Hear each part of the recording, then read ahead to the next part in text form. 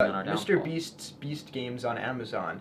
So it's interesting because he's getting sued for this by everybody, which is obviously a money grab because why would you go onto a game show if you didn't want money? I find that really interesting because it's like you fucked up your chance to win money on the show, so, Yeah. so now you're taking it to court. By the way, it's so funny. I watched the first But two you had episodes, your shot. and this guy gave out so much money the first round. Everybody who got eliminated immediately got $2,000. Everybody else had the option to press a button at some point and take $100,000 and leave. Everybody? They all got it at one point. Yes, everybody could have turned in their team and won $100,000. Most of them didn't take it, and then these people are freaking out. People are crying and they're like going crazy. And I get it; it's a lot of money, but on the same hand, it's like it feels so dystopian. It almost feels like I'm in like one of these movies where all the rich people watch the poor people fight for monies. It feels like for money. It feels like a real life Squid Game, because we're on TV. We're sitting there watching these people on TV go crazy for money. It's kind of sad. He did a real life Squid Game too, and now Yeah. Netflix did a real life Squid Game because Mr. Beast did it. Was so successful. That was such an interesting video to me. Yeah. Just because the production value alone. Mr. Beast's? Yeah. Dude, his production value, first off, it So cost crispy. $100 million to do. Beast Game or Squid Game? Beast Game. Squid Game, what I'm talking about, he had entire VFX crews go to work on the set. Yeah. He did it exactly like The real one. a real movie. He had, it was the guy's So Crispy Media, fucking incredibly talented artists. They did a great job on that video, and it was just so cool to me because it's a YouTube video that looks that good. This current show, the Beast Games, I think they're called, cost $100 million, and let me tell you, it is, first off, it's really, really good writing. Probably like It's really entertaining. $2 million went towards the actual production. No. Gave away the other $100 Oh, million. no. He probably gave away around $7 to $10 million, and actually he built a city. $100 million Wow. most certainly went towards the production. I don't know how much he got paid out of that. I don't know how much his friends got paid, but that was their budget. And I mean, it was spent on the show because the budget, the city they built is insane. The set pieces are insane. The production value is insane. But it's almost like a psychological game show. So it's like Survivor, where in Survivor they have these quests and these missions and these games you have to play. But a big part of it is, will you screw over your team? And it kind of dives into the psychology of people. Now on the second episode, they only release 2 every Thursday. The second episode, they have a group. They've split everybody into 5 groups of 100 people. And then each pick a team leader who's going to have to withstand being bribed by Mr. Beast. Otherwise, their entire team gets eliminated. He brings them up, and then he reveals to them that they can take the bribe and they won't get eliminated, but their whole team will. The prize money for the entire show That's diabolical. He is Oh diabolical. my God. Now hear me out. The prize money for the entire show is $5 million. But where the episode 2 leaves off, the person being bribed, the bribe pot goes all the way up to $1 million. I would take that and throw my team under the bus so fast. Because you have to remember, you're there to win money. You're there to win $5 million. I would take the $1 million and be out so fast. I would take $100,000 and be out. I'd take $50,000. I would be out. I'd be like, glad I got some money. I'm out. I'd be astonished if anybody wouldn't take They that. don't. There's people who are not. They're like, we're going for the 5. You have to understand, one person's getting $5 million. That's a poor person mindset right there. You're going for the 5. No, take the 50. Golden parachute, bro. Take the 50, pay off your debt, put a little bit of money away, and you're good. You know what I mean? Buy it, put it in Bitcoin or Pepe or whatever. No, don't do that. Don't do that. You're good. Don't do that. Even though in today's age, you can put it in crypto and like get insanely rich. There's somebody who just they took their Yeah. life savings. He took all $400,000. It was Togi. He put $400,000 into Pepe the Frog.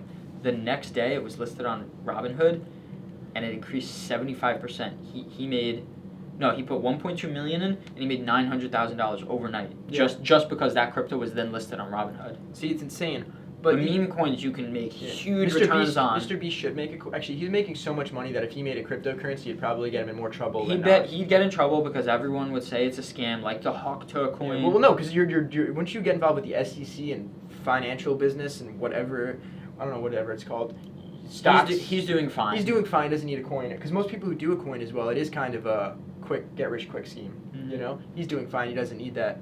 But these people, what was I saying? I was saying they're so like set on winning the $5 million, but you have to think your odds of winning that. Now someone's gonna win it, but $1 million, that's more than enough. I'd be so happy to walk away with that. I'd be so happy to walk away with any amount of money, like $10,000. I'd take it and leave. You know, because the stakes get raised so high.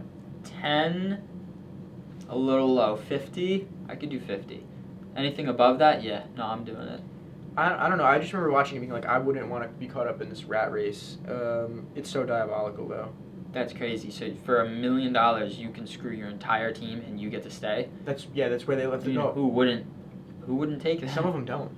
But here's the thing: What's they wrong promise with them? loyalty to their team not to do it, but it's like you have to understand. The next round, you're gonna have to screw them over anyways. Have they seen Survivor? Tony No. Vlanchos? Oh, that guy's Be a like beast. that, man. You have to operate like him. That guy's motion. He's won 3 times. Yeah, there's a reason why. And it's funny because everybody trusts him. 'Cause It's like, everyone- this guy's going. 'cause he Get him just- out first is what you have to do. Everybody thought he was like stupid, but he was actually really smart, and that dude just played everyone like a fiddle twice in a row. It was incredible. Yeah. Be like that, He deserves and it. that's why you won $2 million. But a lot of this game is not up to you, is why I would leave. If you've seen it, you would know a lot of the game is basically at random. Yeah, some guy 50 just people decides just get eliminated. Some guy decides Yeah. to walk over and say, "Yo," So and just exactly. ruin your week. So I would take the largest amount of money I got first, and I'd leave. Mhm. And that's what I I'd would do. I'd set a dollar limit. Be like, if I had the chance to make this much. No. Well, it's like the stock market. Exactly. You need to go into this this game show or the stock knowing when I get this opportunity, I leave no matter what. I don't play on emotion. Just because I'm excited that I could get the $5 million, I leave because don't be greedy is the point. Don't be greedy and have a rule and follow that rule. These people are getting greedy. They're all like, "Oh, I want the $5 million." You're not all going to win the $5 million, so take the $100,000 and leave. And they're crying over it. I guarantee you that $100,000 would change your life if you're crying over $5 million. You know what I mean? If you have $100,000 in the bank, you're not gonna be crying over money anymore. You'll be good. I'm just sitting here They get thinking of greedy. all the ways that I would just I'd be so dope on that game show. I don't know if I'd want to do it. I wouldn't want the anxiety of standing there and being like the pressure. Like, doesn't that freak you out? I get freaked out watching the shows. I think I'd do good. Nothing to lose, everything to gain. Yeah. I just roll up in there, Well, these people do smile have and something. wave. These people are looking at it like it's their one shot at getting rich. Which is why they're all suing him now. Yeah, second shot to get rich. Yeah. No, it's not. It's just just do it for fun. It's like going into a casino, expect to lose. See what happens. I don't think these people have that mindset though. They're actually out to win, which is silly because it's Survivor. It's totally up to you if you win. In this game, it's like With you Survivor, said, your team could suck too, and then you're screwed. Like I've seen people who just have no business being in the top 3 make it that far. Yeah. But I saw that and it was interesting. And the other episode's gonna come out next week on Thursday, and I'll continue to watch. 2 dropped already. They drop 2 episodes every Thursday. And the first one was on YouTube. He said the second one was only on Prime. Okay, so I guess 3 episodes are out. The first one's on YouTube. The second 2 were on Prime. How many people started and how many I people think are it left was right now? something crazy. First off, you had to qualify. There was 1,000 people, and then they slowly chop it down to a couple hundred. I think it's about 500 people left now. It's a lot of eliminations for 3 episodes. Yeah. Damn. Interesting. How long is each episode? 20, 30 minutes. It's crazy though to see how he's transitioned from YouTuber to now he's a game show host. And what's next? I mean, I don't think he's gonna he'd make a kids movie maybe or something. He can do anything because he has this crazy platform. But He's got just endless resources and just a huge platform. He can kind of do whatever he wants. he definitely can. I don't think he's a cinema type of guy. I don't think he's interested in making a movie. Well, he's spoken about that. He said he keeps his stuff to a certain level of quality because he doesn't want it to look like he wants it to look like a YouTube. The first one on YouTube, I thought the whole show would be like this, is very YouTube show like. It's like his other videos. The other 2 on Amazon are very the productions. It's all great production. He just basically, I think the only difference was the flashy jumping words. That's not in the game show. Not in the show itself, and I'm glad it's not. And it's a good call because most people Low-key, can't handle it's it. like brain rot. It's brain rot, dude. I watched the first episode on YouTube, and the flashing letters. Like, holy shit! Like, stop. 2 minutes. Yeah, chill. people need captions now. That's one thing that TikTok and all that's done. It's people can't listen anymore. They need the captions to follow along. Yeah, absolutely. What's going on with this TikTok ban? It's gonna be. They're saying now. I know they've been saying it's gonna get banned for years. Years now. But there's a bill in effect apparently come January 19th. If they don't have a buyer of the app, then they are actually going to have to ban it in the United States. Now, that doesn't mean that they're going to force it off your phones. It means it's going to be removed from all stores, so you can't buy it, you can't download it, but if you have it, you can keep it. I guess I'm going to keep it. But Hold on to TikTok. I mean, I don't know, use yeah. TikTok really. It's a great tool. You should. People say that. I just haven't personally had a lot of ease getting traction there. My reels get a lot more traction, but I've also worked harder because I just feel like Instagram, to me, I look at it and it's more like, Well, here's the trick. You got to post on both. You have to edit it on TikTok and then throw it up on it's automatically saved to your camera and then throw it up on every short form platform. I find the And then problem just is, let and they specifically say this, the watermark from TikTok that you get, There's no more watermark. they got rid of that because the watermarking would kill I your would just videos. screen record it and then crop in. But they don't have the watermark now, so I don't do that. If you've been watching the recent clips I've been doing, there's no watermark. So I was like, oh, bet. It's much easier. But I mean, whatever happens, basically there's always going to be an opportunity to grow and find some type of new resources to tap into. And there's going to be an opportunity with it either way. Maybe a new social media platform like Vine.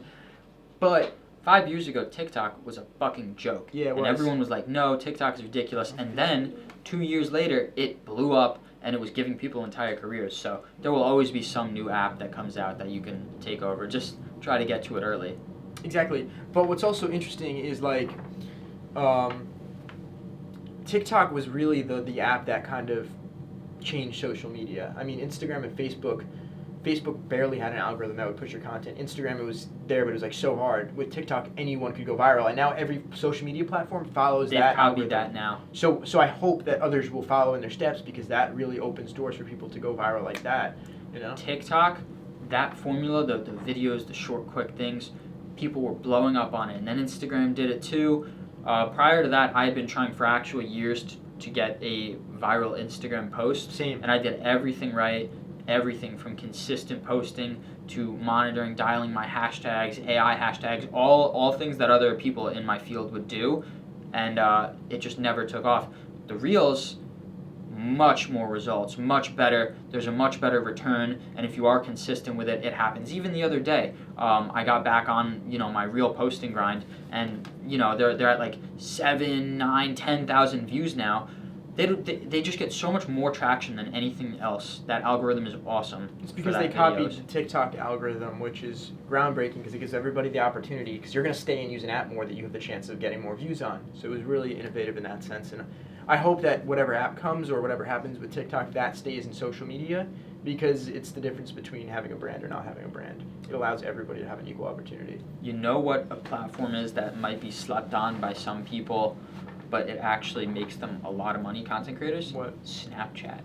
Yes. Well, no one sleeps on that. No one People sleeps get on a that. lot People of just don't money know when about you're it. when you're a big person and you like add Oh, my yeah. Snapchat and you get that Snapchat verification badge.